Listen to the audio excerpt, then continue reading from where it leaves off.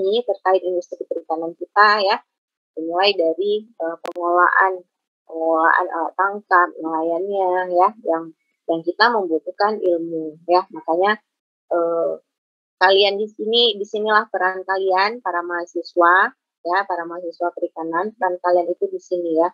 Bagaimana kita bisa mengelola industri perikanan kita itu dengan baik ya, mulai dari tadi pasca produksi, saat produksi, dan saat pemasarannya hingga sampai dimakan oleh ataupun dikonsumsi oleh konsumennya ya.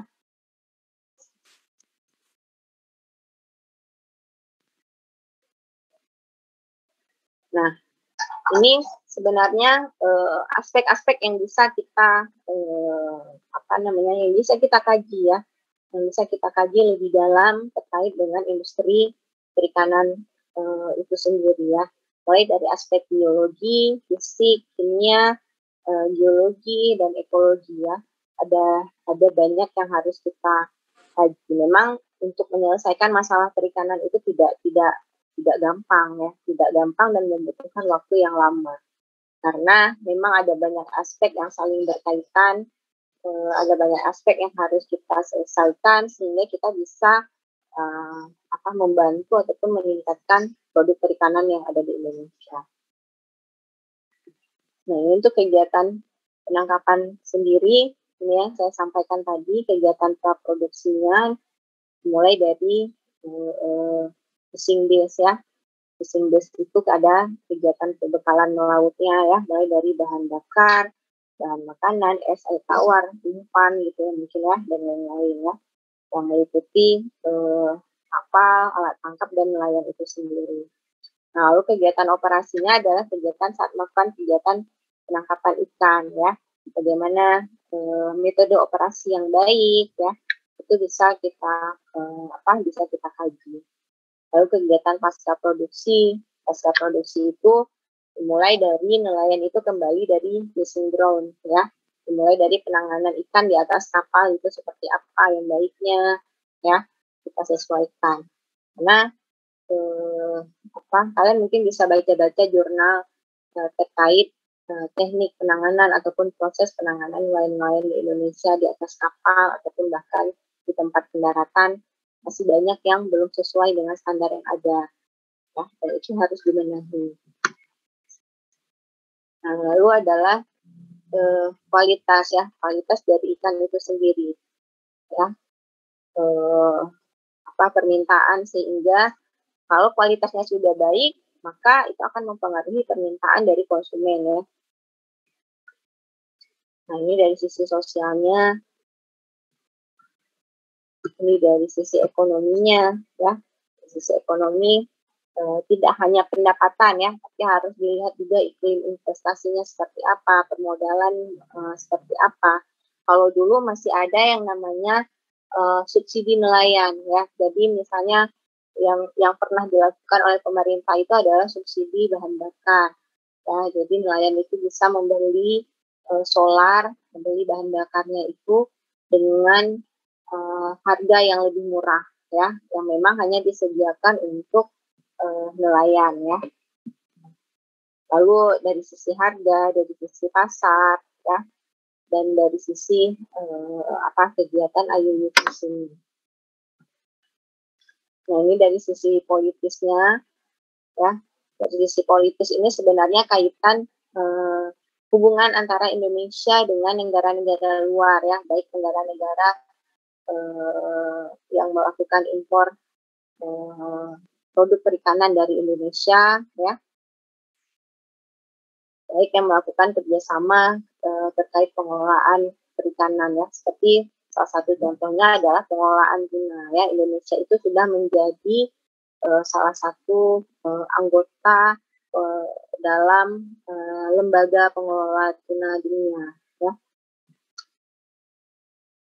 Ini termasuk dari sisi pelembagaan, kebijakan ya, kebijakan pusat, baik yang dari pusat ataupun dari daerah atau dari. Oke, sekian materi kita untuk hari ini. Ada yang ingin ditanyakan? Materi hari ini hanya menunjukkan bagaimana kondisi kita, bagaimana kondisi perikanan, industri perikanan yang ada di Indonesia seperti apa ya, apa hal apa saja yang perlu kita perhatikan ya nanti di pertemuan selanjutnya. Insya Allah kita akan mulai masuk ke beberapa teknik analisis yang bisa kita gunakan untuk menyelesaikan masalah-masalah khususnya di industri perikanan itu sendiri. Ada yang ingin ditanyakan terkait materi kita hari ini? Ada, Bu. Jadi, silakan Jerry. Iya, Bu. Jadi kan videonya Jerry. Iya, Bu. Nah, jadi Jerry ada dapat informasi bahwasanya di PT Yakin Pasifik Tuna itu ada beberapa bagian ikan pengolahannya yang tidak dapat diolah. Salah satunya itu kulit ikannya. Jadi pertanyaannya itu di Aceh ini permasalahannya apakah karena nggak ada orang yang mengolah dan tidak tahu cara pengolahannya atau tidak didukung dari pihak instansinya. Itu, Bu, yang belum jadi ketahui. Oke, terima kasih Jerry. Permasalahan yang saya lihat dan beberapa teman peneliti lain yang kami lihat berdasarkan pengalaman kami ketika ke lapangan, itu memang masyarakatnya yang masih kurang pengetahuan ya, masyarakat yang masih kurang pengetahuan tentang teknik-teknik pengolahan yang bisa kita lakukan ya. Contohnya yang seperti saya sampaikan tadi, ketika kami melakukan pengabdian kerupuk tulang ikan waktu itu sampai pemilik yang usaha kemamah itu tadi mereka bilang maunya ini bisa diteruskan gitu ya. Nah tapi itu kan ini lagi kan ya sebentar ya.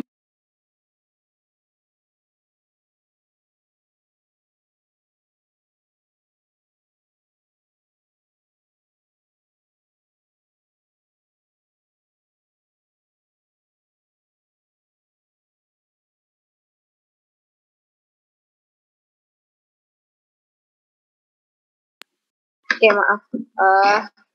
Tadi ya, jadi dari masyarakatnya sendiri ya juga bukan kesadaran sih, pengetahuan masyarakat terkait teknik pengolahan ataupun ya sosialisasi mungkin ya yang masih kurang. Makanya di sini perlu peran kita dari sisi akademisi untuk membantu hal-hal seperti itu ya. Jadi memang tidak semua jenis ikan bisa dimanfaatkan, katakanlah seperti kulit tadi ya. Nah, mungkin yang banyak dimanfaatkan saat ini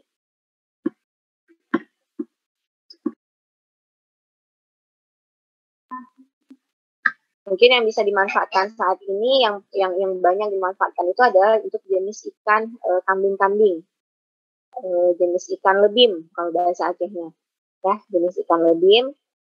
Kulitnya itu kan keras ya. Dulu ada juga dosen usia yang sudah mencoba untuk membuat olahan kulit daging ikan lebim itu menjadi produk seperti dompet kayak gitu-gitu ya. Tapi kan kita perlu kajian lebih lanjut. Nah, kajian lebih lanjut itulah masuklah di situ dari sisi akademis kita gitu ya. Kalau masyarakat kan nggak mungkin mereka neliti oh nih kalau misalnya kulit ikan kita buat bau nggak ya, tahan berapa lama nggak ya, keras nggak ya. Nah, pertanyaan-pertanyaan itu yang menyelesaikan dari kita gitu. Nah, makanya tadi saya sampaikan kita perlu banyak melakukan kajian terkait hal-hal perikanan ataupun produk perikanan itu sendiri seperti itu. Baik, Bu, terima kasih, Bu. Iya, terima kasih. Ada lagi? Ada lagi yang ingin bertanya? Coba kameranya diaktifkan semuanya.